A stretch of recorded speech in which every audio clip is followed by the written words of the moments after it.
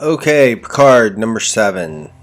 We start 3 weeks ago at the Daystrom Institute with Commodore O meeting with Girardi and having a whole talk with her. And I still maintain that these glasses are just stupid. Why do they have to put glasses on her? Well, she tells her that she wants her to work for Starfleet Intelligence, and she mind melds with her. She shows her a bunch of crazy ass shit. I don't know. The planet blowing up, a Romulan ripping his face off, a city being destroyed, a Romulan blowing their head off with a Romulan blowing their head off with a startrek Picard disruptor that's not a TNG disruptor. Planet blowing up more. Things going boom. She throws up. She's sick. Commodore O has her eat a glowing breath mint that is a tracker so she can be tracked. Then we cut to the Lost Arena, which is locked in a Borg tractor beam, and they're freaking out trying to get out of it. And they're trying to figure it all out, blah blah. And I don't know what this was here. Raffi was looking at something on the screen and it brought this up.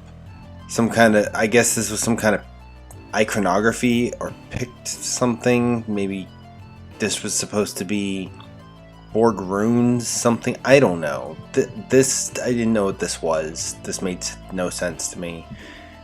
And then we cut in and they got a bunch of XBs lined up. And is this guy right here supposed to be a Hirogen? I'm not sure. He might be. That'd be good if he was. I doubt that they're that smart, but that would be good. Anyway, Rizzo has Hugh prisoner, and somehow she didn't capture Elnor. Or he was just allowed to roam free. I don't know how that works. You know, Trek Yards did a video about how this Borg cube doesn't look like a Borg cube. And now, even though I thought it looked cool at first, every time I see it now, it just looks like not Borg cube. And Rizzo gives him this whole speech about how he could have possibly endangered half the galaxy and trillions of lives because he helped Picard and Soji escape. And okay, all I'm saying is with all of the big deal that they're making out of all of this, the payoff had better be good, and it had better not be a goddamn tie-in to Discovery.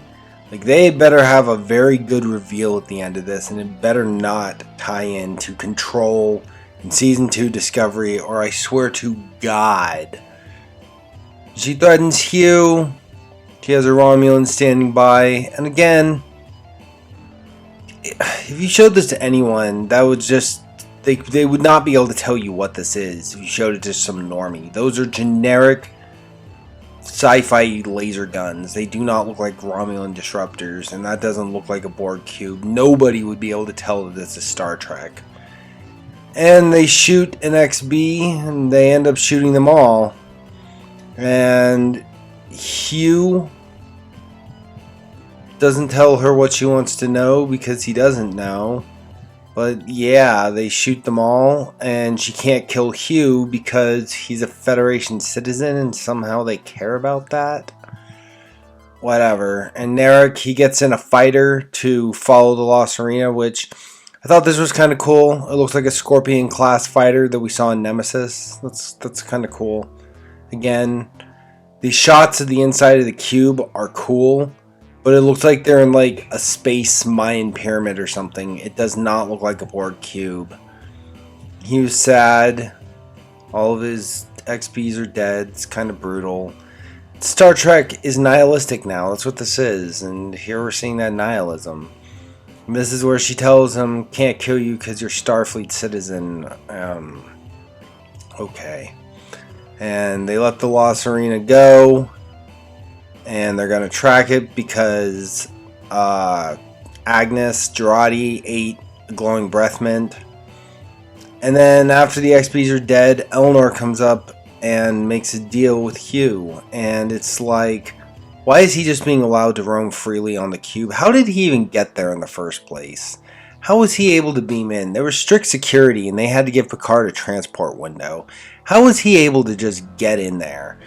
Him even being there is a plot hole. And they're not taking him prisoner, they're not restricting him, they're not stopping him. He's being allowed to just conspire with Hugh. Right now, Elnor is a walking plot hole in this episode. And they take off and they warp out and they're gone. And then we go to this planet and it's called Neprine. And here the shot pans down and I didn't screenshot it, but there's literally a bunny that has a horn stuck on its head. And you know, they've got that meme about the dog where in 1966 this passed for an alien, and it's like the dog in the bear suit with the horn stuck to its head. Well, in 2020, a rabbit with a horn stuck to its head passes as an alien. And I hope that they actually stuck a horn to its head and they didn't CGI on the horn, because they don't need to spend money on that. But there's literally unicorn rabbits on this planet that have venom sacs in them. And Soji and Picard appear, and they run into Princess Mononoke, who's about to shoot them. And they put up their hands, and Picard tells Princess Mononoke that she needs to aim for the head because his heart is made of solid duratanium. Good callback right there. Picard has an artificial heart. Glad that they remembered that. Thank you. And it turns out that she's a mountain girl, but really she's Riker's daughter. And I'm totally spacing on the name right now, but her name is the same name as Troy's sister, who ended up dying. Starts with a K. Totally spacing on it right now. I'm going to call her Princess Mononoke. And Mononoke takes her back, and Picard tells her that... Oh god, now this is going to bother me because I want to remember her name. Oh god.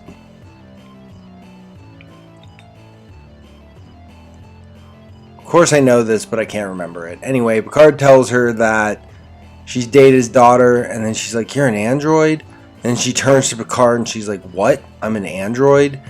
And he tells her the truth, and he chooses that moment to tell her the Dodge is dead. He's dumping a lot on her. It's a lot. And we go to this house. This is a pretty nice house that they have out there. I mean, this is a nice place to retire and live. Troy comes out and she's happy to see Picard. And she gives him a big old hug, and it's the member berries. It felt very good to have Troy and Riker back. This just felt good. And then Mononoke calls in to her dad, and he turns, he's like, "Stop yelling!" I liked Riker when he said, "Stop yelling!" She's like, "It's Captain Picard!"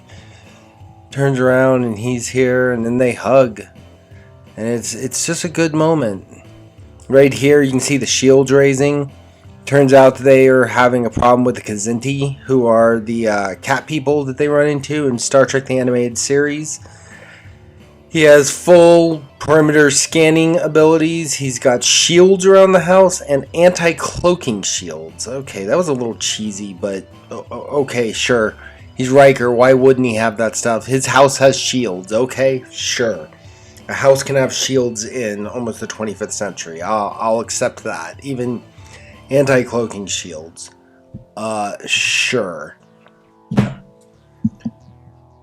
So Troy and Picard come in, and they basically just talk about that Picard's in trouble and that it's bad, and that they already know Kestra. That's the name of the daughter, and that's the name of Troy's dead sister. It's Kestra. I remember that now. Okay, so they talk about how Picard is in over his head and how it's bad, and they can just tell right from the get-go. And they have conversation. There's a lot of member berries going on here, and Picard is welcome here. He can take refuge here as long as he wants. Apparently Soji smelled bad, I don't know, but Troy had Kestra show her the shower, and apparently the shower's outside. So Riker and Troy and Kestra, I guess, are just naked all the time outside on this planet, and they shower outside. Or maybe they have personal showers inside. I don't know. The shower's outside, and it's weird, and I guess Soji smelled bad because Troy had Kestra take her to the shower. And then Kestra comes in, and she gives Riker the carcass in a burlap sack of the unicorn rabbit that she just killed. And they're like, did you remember to remove the venom sac? She's like, yes, Dad. Okay. In season 1, where they have the Scylla there, or whatever the race was, they have the delegates coming, and they have the guys that electrocute people. In season 1 of TNG, Riker told them they no longer kill animals for sustenance, that they're able to replicate meat that's just as good. Now, Riker has said before that they don't hunt animals for food anymore. However, Riker did go fishing with his dad, so they're living the mountain man style, and they're out there, and it's like living in Alaska, like Riker grew up with his dad. I could see him training his daughter to do stuff like this, sure. So she hunted a venomous unicorn rabbit that they have to trust their teenage daughter to adequately remove the venom sac or they die. And he's going to make sausage for pizza out of it. So it is canon now. They eat unicorn sausage pizza in this episode. Unicorn meat. It's Star Trek canon now. Riker, Picard, Troy, Kestra, and Soji eat unicorns. Okay, so yes, that is a thing. And then we go to Soji taking a shower, and you know what? This being on a streaming service, and this having all the F-bombs and the gore and the nihilists and everything, I expected some boobies. I expected some nudity. You got her in a shower, you know, you gave us those creepy-ass Klingon boobies in Discovery that we never asked for in a Klingon rape scene. So, I expected some Soji nudity here, but nope. Turns off the shower, and Kestra's out there talking to her, and she's fascinated by her, asking if she can do all these things because she knows about Data. And turns out she can do all these things because she was activated. And Kestra's fascinated by her. And you know what? I don't know what I think about Kestra Mononoke here. I think that the actress was a little off. You know, child actresses or child actors in general are either hit or miss. They're good or they're bad. I kind of feel like this child actor was in the middle. I feel like she did a good job. I feel like she did the character okay. But at the same time, it wasn't quite there. But it was good enough that I accepted her. She's Riker and Troy's daughter, and it was good. So she brings her inside, she starts telling her about her life, and they talk about things, and she basically tells her she's 3 years old. She doesn't know anything about her life, and before, just outside, when Picard dropped on her that her sister's dead and that she's an android, she thought that she was human. And it turns out that Kestra's there for her, and she starts crying, and Kestra's very interested in her. It's a good scene. It's an emotional scene. I really just... You know, this episode was long and drawn out, and maybe it was a little too long, but I just enjoyed all of the interaction here. I don't know. And then Troy brings Picard into her son's room, and it turns out that her son made up a bunch of alien languages because he grew up on starships and he never had a homeworld of his own, so he became obsessed with homeworlds. And this planet eventually became what he considered his homeworld. Turns out that he had a silicon degenerative virus that you need positronic brains in order to cure the virus. But because synths were outlawed, there were no positronic brains. So they brought him to this planet because it had regenerative soil and it could help him. You know, they got the picture. It's the second time that Picard saw him. This was sweet. But it turns out that the son died because they didn't have positronic brains. I don't know what that is supposed to be an analogy to, but that was really stretching it. That was out there. You need a positronic brain to culture and cure a silicone virus. That just was weird to me. That didn't make a whole lot of sense. And this has already been brought up in another stream that I was in after I watched the episode, but why didn't they go to the Baku planet from Star Trek Insurrection? Was it because nobody liked Insurrection, so they didn't remember the Baku? Because the Baku can regenerate anyone, and they could heal them. And the Baku were very old and very wise. So it seems like a bit of a plot contrivance that their son died because there were no synths, because the synths got banned. And they brought him here to heal instead of bringing him to a planet in the Briar Patch. It just made no sense to me. But that's what happened. They lost their son, which is pretty sad. It's Troy and Riker. I'm sad that they lost their son, but they have Kestra. They have Kestra Mononoke, so it's okay, I guess. But their son made up 8 or 9 different languages. He made up a butterfly language, but there were no words, only the beats of wings. So you cut back to this arena, and it's being chased by a Romulan raptor, I guess, or a scorpion. And they know that they're being chased, and he does a whole thing where he does a warp jump and jumps ahead of them with the hope that Narek's ship that is trailing them, which... Don't Romulan ships have cloaking devices? Why is he trailing them in the open where they can detect him? Why didn't he cloak his ship? That didn't make any sense either. But they do a warp jump, hoping that he won't detect them and he'll just go right past them before he even realizes that they're not still ahead of him. I'm not even gonna...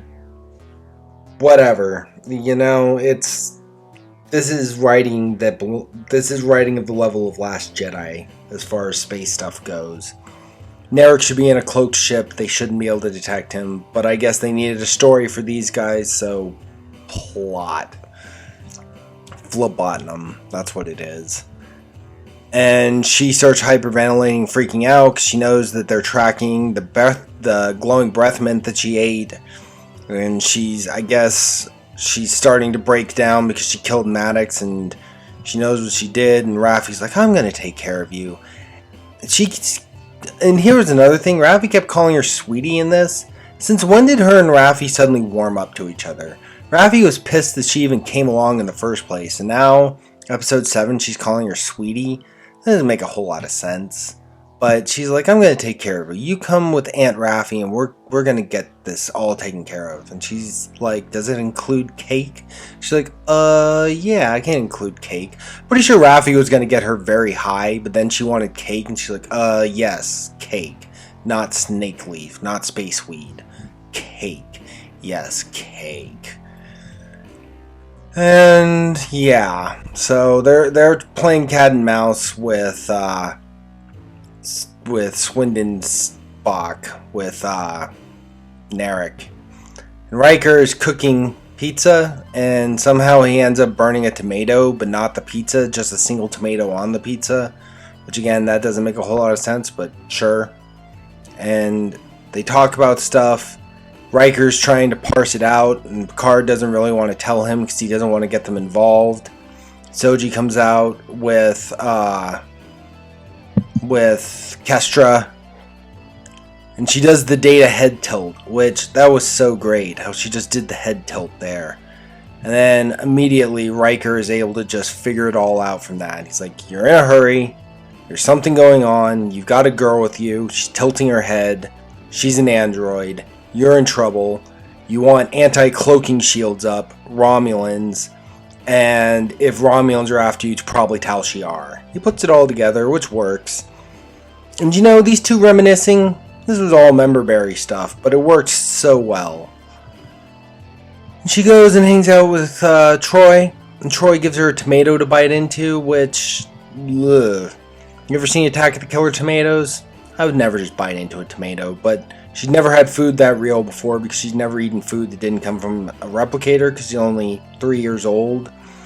And she basically tells Troy what the Romulans did to her, and she listens to her, and she's being nice to her.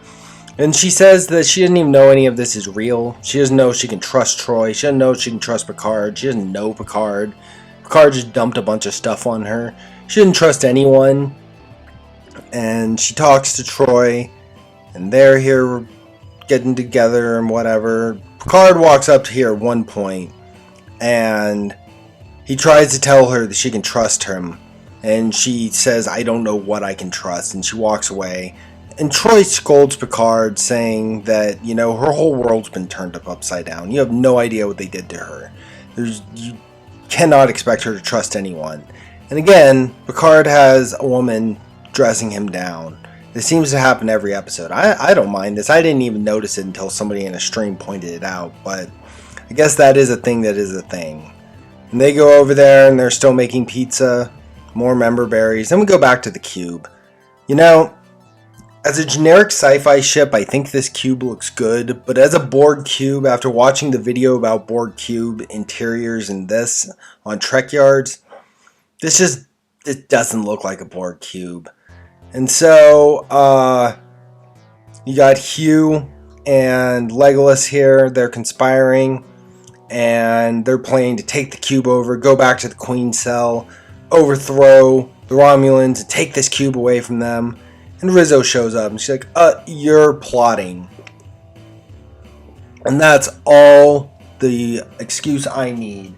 Now that you plotted against me, I'm within my rights to kill you. So she's got guards, and he pulls his sword. He's like, bitch, I'm Romulan Legolas. You do not want to fuck with me. I am Elrond, Elnor, whatever. I'm a Romulan Legolas. And pew pew bang bang. They shoot, they fight. He kills her men. Pew pew bang bang. She's like, this is not how Zhat Vash fights the Quat Malat, if that is what you are. And they put up their weapons. And they pull knives and they go hand to hand for a second. It's not that well choreographed, but it's a decently entertaining fight. And she throws a knife and she hits Hugh in the neck. And you know what? When I was watching this, even though Hugh was only ever in 3 episodes, he's still a legacy character, and I still cared about him. He's a sweet guy. He's a sweet soul. And they just... More nihilism. They just kill him off for shock value. And I had to pause for a second. This I just didn't like this. I didn't want to see Hugh die. Rizzo beams out. Hugh's dead, and he tells him how to activate the cube, and they need next B for it. And for some reason, Elnor is just allowed to still go along in the cube, you know? This is like the Indiana Jones thing. All you do is pull a disruptor and shoot the bastard. Don't get close to him. Don't let him use his sword on you. Just fucking shoot him. Just like Indiana Jones shot the dude. But... plot. So you go back to the Serena and they're making chocolate cake, and apparently this is her 3rd piece, and she makes her milk and she's smoking snake oil because drugs. She's eating and she breaks down crying, and Moore calling her sweetie, and he's like, our friend is back. And he, for some reason, Narek is still following them and isn't cloaking his ship and is letting them detect him.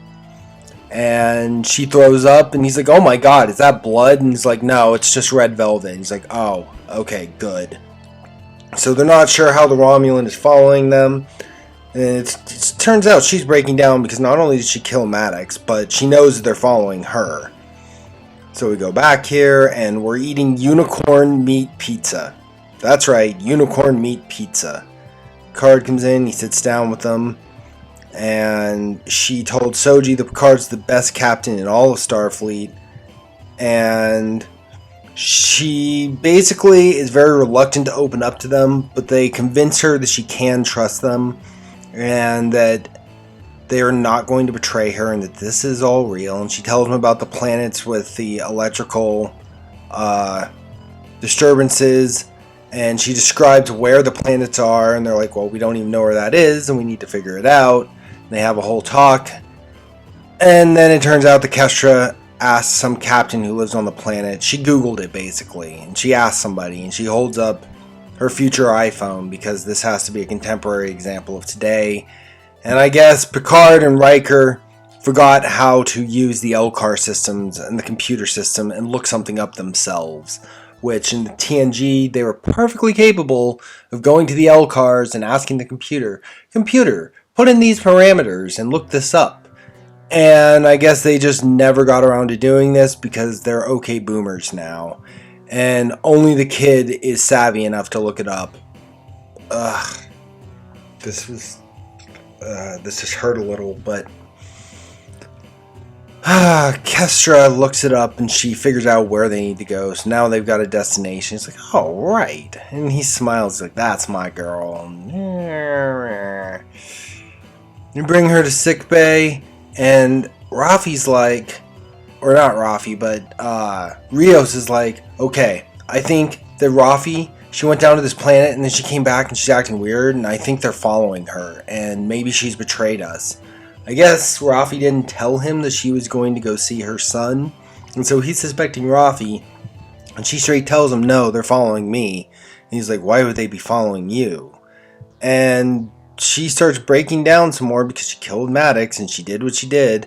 Before she can say more, Rafi yells that their tail is back and he's got to run out there and be like, shit, we're still being followed. And then she goes to another 3D printer. This right here leads me to believe that the story's being published or put up on YouTube by Midnight's Edge, saying that they didn't have the funding for Star Trek Picard until Amazon stepped in and they paid to fund the first season of Star Trek Picard, and that they paid significantly less for it than what they wanted from Amazon. This kind of thing here leads me to believe that those stories are true. That Amazon passed on Picard because they didn't want another Discovery, and that Amazon stepped in with their own stipulations and only paid for it if they got rid of the pandering and all the other stuff that is just ruining Disco. But that they bought the show at a significantly reduced price. And the reason that I think that this was done at a significantly reduced price and that those stories are true is because, look, it is a goddamn 3D printer being used as a replicator. They're not even attempting to hide the fact that it is a 3D printer that they're using as a replicator. I mean, all you have to do is get a plastic box, put some little blinkies on it, and put a grid inside of it, and it looks like a replicator. I could make that with my printer at home and $20 worth of stuff from Hobby Lobby or Michaels. It's not that hard to make a little box with a grid inside of it and make it look like a replicator. You can put a little holographic screen in front of it, put a little, backlit, what was it? The original touchscreens in TNG, Voyager, Deep Space Nine. They were just a plate of fiberglass with a printed decal on it, a tampograph on it, and it was backlit. They could just make something like that. For $50, you could make a prop of a replicator in here and not use a 3D printer. How much money did they pay for that 3D printer? This is what tells me that this is being made on a very low budget. Not only some of the sets and some of the design and everything, but the fact that they're using... You can see the gantry in there. You can see the pad in there. They're not even disguising the fact. I mean, yes, they put a little display on there or whatever and put some labels on there, but they're not even disguising the fact that this is a 3D printer. And she replicates a hypo spray that's got magnesium or something in it. I don't know. And the computer warns her that it could cause neurological damage. And she injects herself, immediately collapses, hits the floor, and starts foaming at the mouth.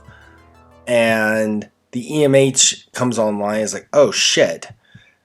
And while Rios, oh yeah. So he's like, oh shit. And he's like, what's the nature of the medical emergency? And again, this is another plot hole. The EMH came online while she was murdering Maddox, but the EMH hasn't told Rios, hey, one of your passengers murdered another passenger. Did she erase his memories, alter his algorithms? Does she know how to do that? This is something that they should address. Well, he comes online here. Plot hole be damned. He comes online to save her. And you've got Narek here in his Scorpion, and he's playing with another puzzle box, so I think that's cool. As he's following, he's playing with a little puzzle box. Okay, there's a little door behind him, but is there a bathroom in this thing? They say earlier in the episode that the planet they're headed to is 4 days away at maximum warp.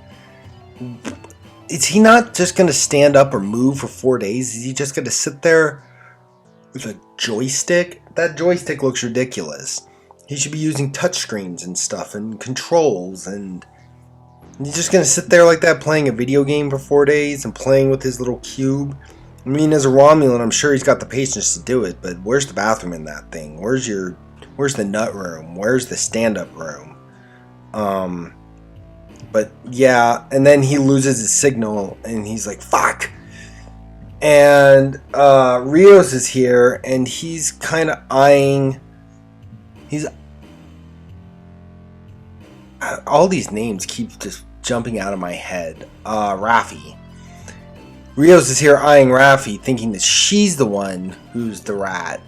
And the EMH calls up there's like, hey, your girl's in a coma here. And he's like, what? And Rios runs back there because he had sex with her in the last episode, so I guess he cares about her now. We cut back to Elnor here, and he's sneaking around the cube because plot, and nobody's stopping him. Nobody's shooting him with a disruptor, and nobody's tracking him. And then this shot here, okay. This shot looks really cool. I do like this shot a whole lot. This was a neat shot. It's big, it's open, it's expansive. It's complicated, it's cool. You know, I like this shot. But again, it does not look like a Borg cube. It looks like a space Mayan pyramid or something. And he finds the Fenris Ranger beacon that was given to Picard. Did Picard drop it on the cube and then he just happens to find it? It makes no sense how that thing's just there because Picard never gave it to him. He never had it. It wasn't left on the ship. He didn't bring it with him when he beamed over. The only thing I can imagine is that Picard dropped it somehow and it got left here. This is one hell of a plot contrivance here. And he activates it and it says Fenris SOS initiated. So we see it in the preview 7's coming. So he just called for help, and I guess this exact beacon here calls 7. This is her calling card, so he just called in 7. No explanation, just like there's no explanation for how the hell Elnor got on the cube. There's no explanation for how this thing is just hanging there, and he just happens to stumble across it. It's very convenient. Yeah. And we go back to Planet Riker. And, you know, he talks about how he is a reserve and that he can be reactivated, but it would have to be something very important to reactivate him. That he's an emergency reserve officer, but he's still in the fleet. And him and Picard are talking, and he's talking about how he would go and he would help him. And Picard basically wants him not to do that. And they talk about just... They reminisce, they get back together, remember berries. And Riker talks about how he would help Picard and he would be there for him. And that, you know, he can always count on him. It's just a really sweet scene. Lots of member berries. Seeing them just reminisce and get back together and just talk. It was really good. You know, if anything else, having Riker and Troy in this, it was nice. They made this whole episode, Riker and Troy being back. And here, you got Kestra, and she's drawing Soji while she sleeps. And they have a sweet conversation. She says that she likes her, and she's going to miss her, and her brother isn't there. She says that her sister isn't there. And they become close, and they talk, and they have a sweet scene. And before Daj and Picard leave, so, okay, now that Jurati is in a coma, I guess Narek stops being able to follow them, and so Rios and the La Serena finally get to this planet to come pick up Picard and Soji. And before they leave, you know, that's not really explained. A few times in the episode, Rios makes contact with Picard and talks about how they'll get there when they get there, and they're trying to, but they're running into some issues. I guess that after Soji went into a coma, somehow that disrupts the glowing breath mint that she ate because reasons. That's not really explained very well. But I guess Narek isn't able to track them anymore, so they finally get to this planet, Napreme, or whatever it's called. And they come to pick up Picard and Soji, and before they leave, Kestra gives Soji her compass that I guess doesn't work, but it was her keepsake from her father. It always points her home, even though in the beginning of the episode they say it doesn't work right, but she knows her way around here, so she doesn't need it.